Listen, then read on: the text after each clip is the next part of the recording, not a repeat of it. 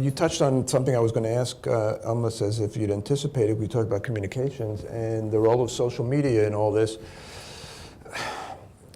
I get it. I'm not the most technophilic person, so perhaps I reveal my bias on this, but something in me tells me that some of this has been exaggerated. Yes, it has. Clearly it had a factor, but was it really responsible for getting millions of people, most of whom are not wired, out into the streets this way? We have the lead article in the Jan-February issue of Foreign Affairs, which is on newsstand sales now. At the same bookstores where How Wars End is by new media guru, NYU's own Clay Shirky, and it's on the political power of social media. And Clay's argument is that social media and new modern advances in communications technology and information technology have an influence, but the influence is not direct, it's not controllable, it's as a sort of multiplying factor, as a force multiplier you might call it, or an aid to civil society activity. And civil society activity has real power and so forth. So it's not so much that this causes revolutions, it's that it helps give the revolutionaries and the local groups and the civil society guys some more tools to organize themselves, and that ultimately is bad for regimes that try to exert top-down control and want to have very sort of independent connections from the state to the citizens rather than having the citizens organized to each other. So I think that the bottom line is, yes, there's been a lot of hoopla, but there's something real beneath it, and there's something interconnected beneath it. There's just how much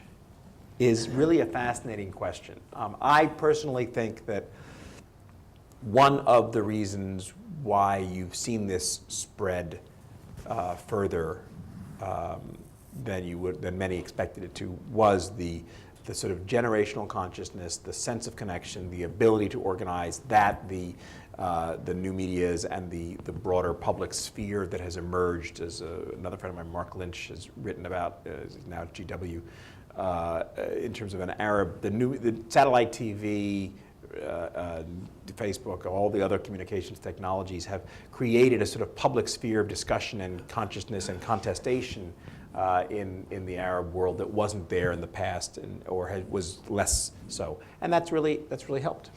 Is shutting down the internet the way Mubarak did for whatever 4 or 5 days the modern equivalent of firing on your own people? It's going to backfire more than likely, or is that maybe too broad a statement? What I would say, it's not so much that it's going to backfire or not, but it does raise the costs of doing so. Right, and because it shuts down business, makes your country. Well, but this is. If I were a foreign investor, let's say, why would I want to go to a place where the internet is going to be shut down on perhaps a whim? This is not just about Twitter and the internet and despots, though. On 9/11, some planes were hijacked. They flew into buildings. They killed several people in the planes and thousands of people in the buildings, and they caused a lot of damage. In response to that, because the United States government had absolutely no certainty about what other things were going to happen, we shut down the entire air control system. Right. We clamped down the entire economy. We shut down all the bridges. We put the economy into, absolute standstill. Yeah.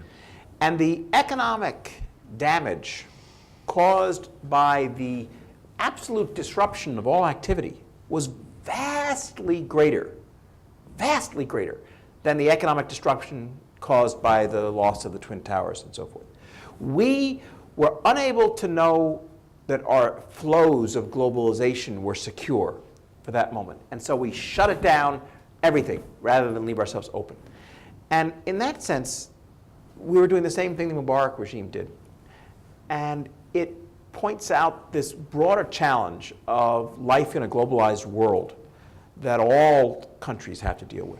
Not just all regimes, but all countries in all different ways. Which is, in a globalized world, there are these constantly increasing and massive flows of information, of people, of goods, of services, of everything.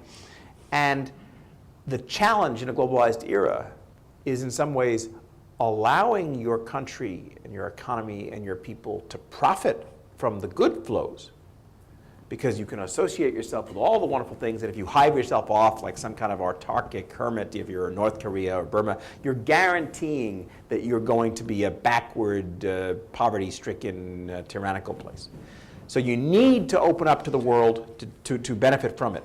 And that would be true of protectionism in the US as well. But if you just open yourself up, entirely to everything, you're at risk of all the horrible things that come in, whether it's massive flows of immigrants, whether it's massive flows of bad goods or terrorists coming across your borders, or drugs, or financial schemes, or computer viruses. And so this challenge of finding a way to live in a globalized world in which we can accept and open ourselves to the positive flows, but protect ourselves from the negative flows, is a really great and serious challenge. And I think that the Mubarak regime was finding itself on sort of one particular edge of that in terms of the internet stuff. To continue with your 9/11 analogy, even if it proved perhaps to be a bit of an overreaction, it was an understandable overreaction, I would argue. And the United States, for all its flaws, is a reasonably orderly place, and a reasonable expectation that after it's established that there are no more planes up there aimed at our buildings, and the markets are not going to go tumble 1,000 points, that they would all reopen and we would begin life anew. I'm not persuaded that if you have a place that's not quite so orderly, that if you show a willingness to shut down something as key as the internet is in our lives these days, that you can have a lot of people in that global community having any confidence in you. I think you're absolutely right, but I think you're kidding yourself if you think we're not paying some of that same price. Some one cockeyed, incompetent lunatic tries to light his shoe on fire 10 years ago. Right. And every single goddamn person going to America or coming out of America or taking a flight anywhere has to take off their shoes. Right. Every single flight. Because one schmuck tried to light his shoe on fire and didn't even succeed. Right. No, I know. Another schmuck tries to light his underwear on fire, doesn't succeed. The entire country goes into shock for weeks on end. And if you think that these burdens we're imposing on our travel don't have economic costs, don't put other countries who have capital flows that they want to do things into different kind of modes and say, hell, I'll just do business in China. Yeah, they do. There are costs. And the challenge we have to face is we can't shut down everything. You go to a flight now, and the security line at that flight, if you were to actually price out the productive hours lost from the cockamamie security lines, which don't actually do all that much, for the entire economy, it'd be astonishing. It'd be astonishing. And that's a price we're paying for ourselves because we're not able to really actually do it. And over time, that has just as much of an impact on the world economy as silly regulations, as protectionism. And again, our inability to understand or accept immigration or foreigners or outsiders into our communities. It's denying us workers that we need for key businesses. It's creating all sorts of problems and economic flows at the lower end of the scale. And we ourselves have problems. Again, you're absolutely right. We have a hell of a lot less problems in a globalized world than a lot of other countries. Everybody has a lot more problems than we do. But you're kidding yourself if you don't think that our unwillingness to devise or inability to devise ways of living in a globalized world that allow us to have the upsides without the downsides is not something that we're grappling with and paying a price for, too. Let me ask two somewhat related questions. Actually, just for a second about overreaction and what you do. It always reminds me on a much smaller scale. When I was based in Japan back in the 80s, the G7, there was only 7 in those days, met in Tokyo. And there was a reception.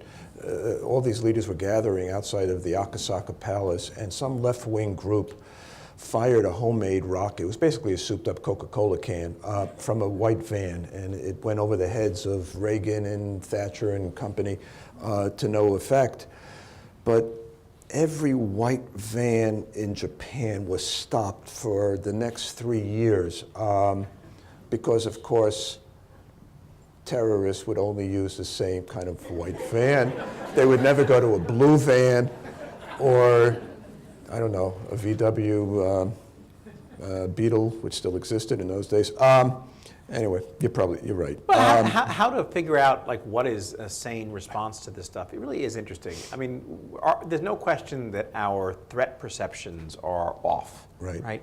I mean, evolutionarily, we know that, right? We freak out at a spider or a snake, and we don't freak out at a gun, right? If we were actually rational human beings, we would go, ooh, a gun, the way we do with the spider, but we don't, right? Because of it. So in the same way, sort of, we freak out, when we see, some bearded guy praying on a plane or whatever, right. wearing some strange He's the looking last yarmulke. guy we should worry about. And that's not the guy you should actually worry about. Yeah. So, and there are other things that we don't worry about. I mean, there's the old line: how is a nuclear weapon going to be smuggled into America? Inside a barrel of marijuana, right? Right. There are a lot of porous things. So what? We have an article in the next issue of FA, May-June, by Stephen Flynn. After the last brush with the silly airport security stuff, the body scan stuff.